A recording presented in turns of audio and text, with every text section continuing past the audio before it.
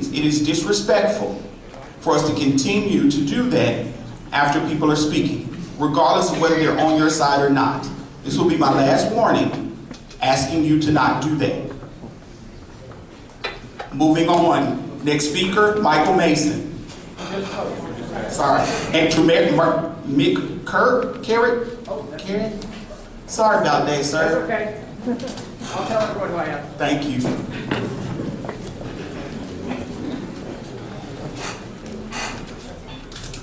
Hi everyone, that's Andrew McKevitt. I always write the V, it looks like an R. Hi everyone, I'm a historian. I'm a real live living historian. I came with a couple of my colleagues from Louisiana Tech. We're actual historians. We're the aforementioned people with PhDs in history. So we have some expertise in this very question. And I as a resident of Shreveport, I'm happy to hear my other fellow Shreveportians, my other fellow citizens of Shreveport talk about history and want to preserve history, and I'm so happy to hear that. History, though, is a little messier than just saying a statue is history, and we want to preserve history by keeping that statue there. The statue, in fact, if you think about the history of the construction of Civil War monuments, is not history, it's a distortion of history. It was built in an era, 1906, right? It goes up in 1906. It's built in an era in which white Southerners are rewriting history. Somebody mentioned revisionist history before. The greatest moment of revisionist history in the entire history of the United States is when white Southerners rewrite their own history in the late 19th and early 20th century to remove central elements of the motivation for secession, the most obvious being slavery. So we have a monument that sits downtown that is a monument to the South, to the Confederacy, to the Civil War, that doesn't mention slavery. That doesn't mention the fact that all of the secession documents coming out of each of the 11 states that seceded mention slavery. In fact, most of them spent most of their time talking about slavery. Read the secession documents from Louisiana, from South Carolina. Slavery is our king. Slavery today, slavery tomorrow, slavery forever, as the South Carolinians put it. So I think it's great we're talking about history, and I want us to continue to preserve history, but let's be honest about that history, and let's be honest about what the intention of that monument was. It wasn't about remembering anyone from the Civil War. It was 1906. Most of those guys were dead. It was about making a statement at that particular moment and rewriting history in 1906 and saying, we had a lost cause, that was a great opportunity for us to proclaim our independence and liberty, and none of that was true. It was about protecting the institution of slavery. That's the historical consensus. I know you have opinions about the Civil War, and you're entitled to them, but when it comes to actual practicing professional historians, they don't have any doubts about what the Civil War was about. So I just encourage you, as we continue talking about history, and I think this is great, and I'm so happy to see many of you wanting to preserve history, let's be honest about that history. And we can also be honest about that history at that moment in the early 20th century and talk more about what Shreveport was like at that moment. Most of you probably don't realize that the second deadliest place in the entire United States during the era of Jim Crow was Caddo Parish. So that's part of our history. Think about that too. Malik Stewart. I like that idea. Good job. You can, never mind. No, don't do it. Robert Shales. That's what. All right, I'd like to thank you for having this meeting tonight. And since my time is limited, I'm not going to miss any words. Let me start off with saying that my albino friends, there's many ways to look at history, and what I want to speak on is not whether or not any monument is of historical value or importance. They all are. Racism is a farce and is perpetrated by permanent African albinos. For those white people in this room that don't know, you're actually Africans, but you're non-melanated Africans. So let's translate this race stuff. And you are, if you look up your DNA history and stuff, you will find out that you're an admixture of African and Neanderthal or Cro-Magnon. Okay, so this is your historical thing. You're Africans. Stop playing games with us and stop playing white superiority in these other games. Race doesn't exist. We're all the same people. You're non-melanated. Okay, let's move on.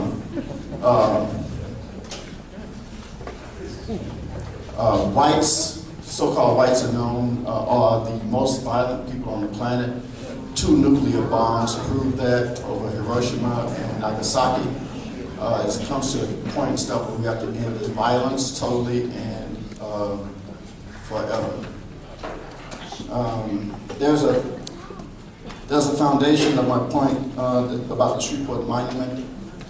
It's not on land donated by any daughters of the Confederacy. I went to the courthouse today and asked if there's a deed in the Court of Records. No deed exists. I was given a phone number of another guy to call about this. I don't have his name right here in front of me, but there's no deed, okay? The monument is on public property, okay?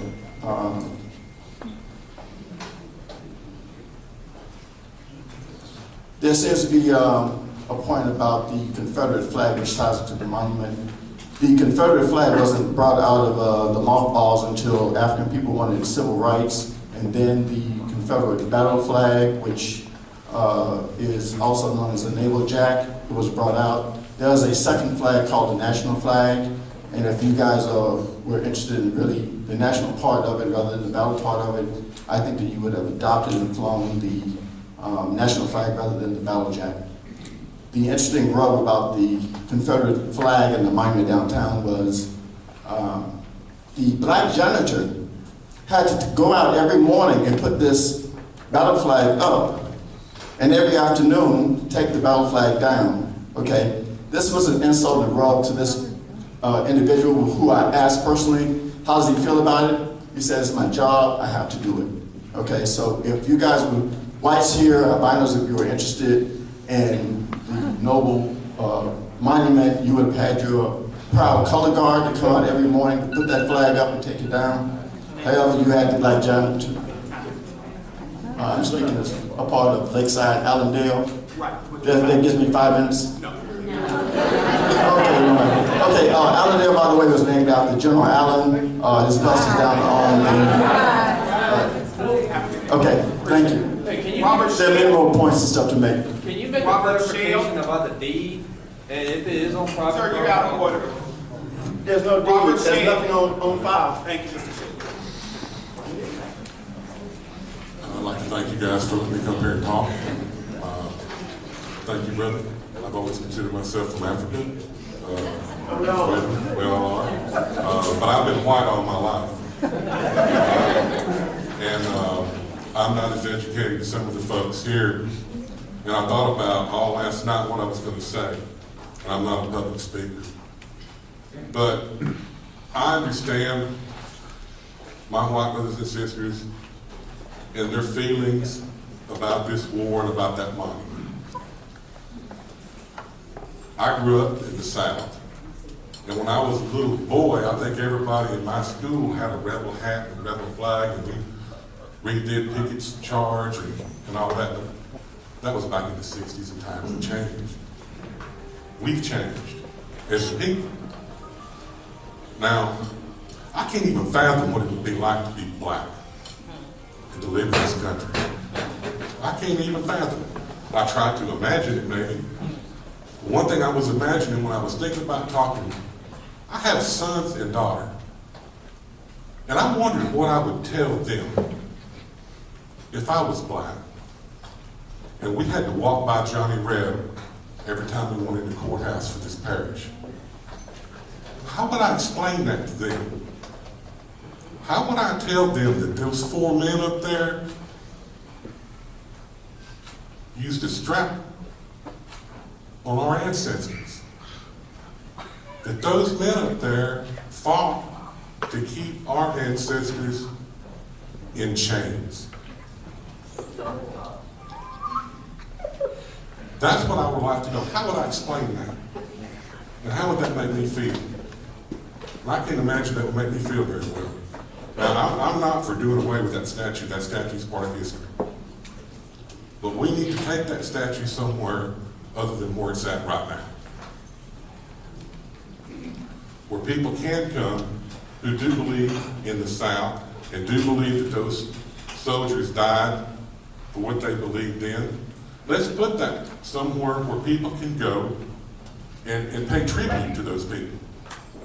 But let's take it away from the place where we go for justice in this country. Let's take that away from there so that people don't have to explain to their children what this heritage is. Thank you. Thank you. Pat Dias.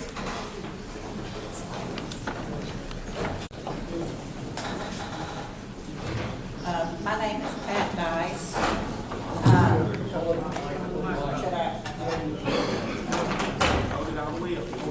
What? My name is Pat Dice, and I'm for keeping the monument where it is. If it offends anybody, you know, it's been there a long time, and a lot of people have not been offended. All four of my great-grandfathers fought in the Civil War. We lost a lot of people. And my grandfathers had slaves, and not a one of them treated them bad. I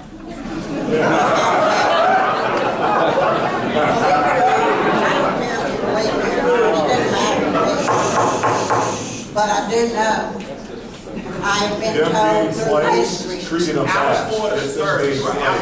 Treated them bad. They all stayed with my, you know, with the family that they were with, and they were given what they needed. So, thank you. I'm for keeping the monument where it is. I'm sorry that those in New Orleans were taken down. Thank you. Danny Hayes. I'm Danny Hayes. I was born and raised in Shreveport, lived here all my life. I love that flag. I love that flag. I served in the Army. I've been trying to win the lottery for the last 30-something years, 20 years. The only lottery I won was the draft lottery. I was drafted. I was one of the last ones in Shreveport to be drafted. I was honored to do what my part, you know. I was unwilling at first, you know, but I served my country. That's history to me. That's history. That's history. That Confederate Monument's history. I graduated from Sunset Acres, Oak Terrace, Woodlawn. I went to LSUS for a couple of years. I ended up being a truck driver for 30 years. I delivered General Motors products, American made. I'm from America. And this to me, you know, it's like this young lady on this roll here, got this flag wrapped around her, you know. To me, that's disrespectful, you know. You wouldn't catch me wrapped around dragging that flag. This monument means something to me too, you know. I mean, when I was 6 years old, I was at Sunset Acres. We went on a field trip. Where did we go? To the courthouse, Caddo Parish Courthouse. I got to see the monument. I got to see the courthouse. I was amazed at 6 years old. 60 years later now, it's not discriminative to me. It's not against the blacks. It's not against somebody that didn't fight in the Confederate War. It's history. It's history. All this is about history. It's the past. I just wish everybody could get over it, leave the monument where it's at, and let's just move on. But right here and now, I want to make a motion. If it is moved, I'll make a motion to move it to my backyard. I'll take care of it. I'll pay to have it moved. Thank you. Rick Stokes. Mr. Dukes will be followed by Ms. McPherson. Please make your way towards the front. Hello, my name is Rick Stokes. I'm in favor of keeping the monument where it is. This monument hasn't hurt nobody for the years that it's been there. It ain't hurting nobody now. What we've seen happen down in New Orleans is a disgrace and it is appalling. What you see happen down there, destroying history, is the same exact thing you're seeing right now in the Middle East, where ISIS is tearing down statues and throwing them on the ground, blowing up Buddhist monuments. If you don't believe me, all you got to do is start researching it and you'll see it. Doing this here is appalling. And it should never happen on American soil, period. That monument was put there for our ancestors who fought in the Civil War. I had over 300 of my family members who fought on the Confederate side, over 140 that fought on the Union side. A lot of them are buried in mass graves who I don't know where they are. But that monument stands for them. So removing it is wrong. And it needs to stay right where it is. This is a very touchy subject. But the deal is, you cannot change history. You start tearing history down, you're deemed to repeat. And nobody wants to go through another civil war in this country because of the hard works in the first one. That's all I got to say. Thank you. Thank you. Keith Kraft.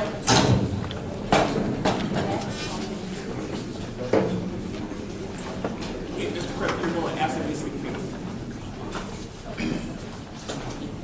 Ms. Barnum, are you okay? I'm Pamela McPherson. I believe the statue should be moved. Symbols of the Confederacy have no place near a court of justice.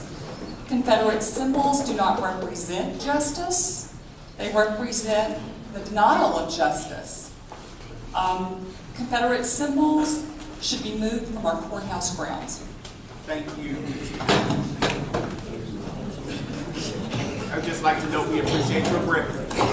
Mr. Kraft. Thank you. And I'm the only citizen other than Bill Nichols who attended the previous non-public hearings of this group. Start out with the prayer of General Robert E. Lee, 41 words. Help me to be, to think, to act what is right because it is right. Make me truthful, honest, and honorable in all things. Make me intellectually honest for the sake of right and honor, without thought of reward for me. Robert E. Lee. Harry Truman kept it on his desk. Jack Kennedy kept it in the Oval Office. Both Democrats. Tomorrow morning at 9 a.m. in Committee Room C, unless it's been moved, Thomas's House Bill 71 gets a hearing in the Senate Governmental Affairs Committee. Judging by the 9 members, I expect it to go down. Then it'll go to the full Senate and only can come up by an unusual motion and a second and a 2/3 vote, is my understanding from the Senate Council. Then if it passes the Senate, which it will, the governor is expected to veto, and he said as much last Wednesday. Then that thing is dead. Get back to locally. We start in New Orleans and let's move north.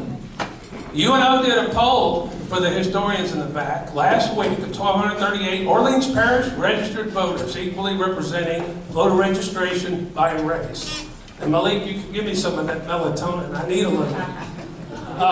34% of those in the poll wanted those monuments removed. 84% wanted Liberty Place removed. And the lowest percentage was about 28% for Robert E. Lee. And even 46% of African American Orleanians wanted to keep General Lee up there at Lee Circle, but he's down. I believe that the south side of the courthouse, Bill Weiner would have said that had he stayed, needs a statue of Dr. King. I believe his words. As a 16th birthday present to myself, I memorized the 1,767 words of I Have a Dream. I'm probably the only member of the Sons of Confederate Veterans to have so memorized that speech, but I go where my mind takes me. Keeping it there and adding a statue of Dr. King on Milam, or even on the same side. I understand how you're going into a court and you're the defendant and you're a young black male and you're accused of shooting another young black male. In Shreveport, the late Dr. Artis Cash told me when the flag came down at a council meeting, Ken, I wish that would reduce black-on-black crime even 5%, but I just don't think removing that flag will reduce it. The flag's been down for several years. The crime hasn't abated. If I thought removing this monument would decrease crime in this community by even a smidgen, I might say remove it from the courthouse to somewhere else. The final thing I want to say is this. I wish this kind of crowd would have showed up on April 29th. And my final comment is, this advisory committee will vote, and the commission has the final vote. And my prediction, John and Mario and Mike and Matthew, whoever's out there, if a majority of you 12 votes to remove this monument, don't ever expect to pass another tax in Caddo Parish.